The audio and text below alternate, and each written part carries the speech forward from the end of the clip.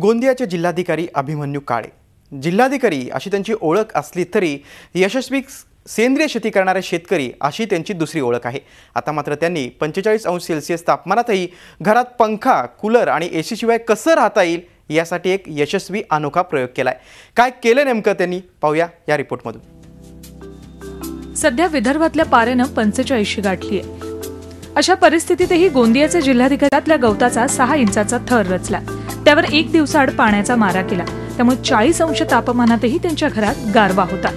10 April नंतर मात्र पाऱ्यानं 45 गाठली।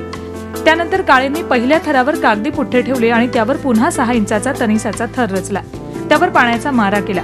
त्यांचा हाही प्रयोग यशस्वी झाला।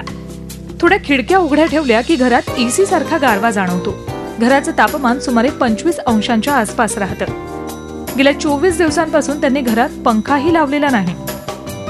जे सूर्यामुळे गवत तापतं ते वरचा थर तापतो, खालच्या गवतापर्यंत फारशी त्याची उष्णता पोहोचत नाही।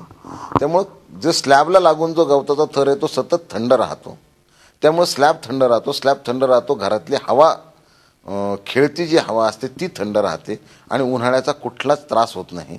किंबहुना एसी नाही, फॅन नाही, लोकांचा विश्वास बसत नाही। लोक बघायला येतात की खरं असं शक्य आहे। वाढत्या सिमेंटच्या जंगलामुळे तापमानात वाढ होतीये, त्यामुळे एसी आणि कूलर शिवाय घरात राहणंही कठीण बनलंय। पण असा प्रयोग केला तर घरात गारवाही जाणवेल आणि विजेचीही बचत होईल।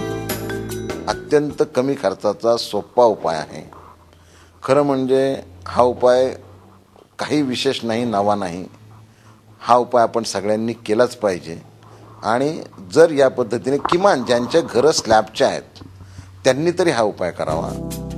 जिल्हाधिकाऱ्यांच्या या प्रयोगाची माहिती मिळताच जिल्ह्यातले अनेक नागरिक याबाबतची माहिती घेण्यासाठी थेट जिल्हाधिकाऱ्यांनाच गाठतायत। गोंदियाहून Madhav Chandankar, bureau report, Zee media, Mumbai. Zee 24 तास रहा एक पाऊल पुढे।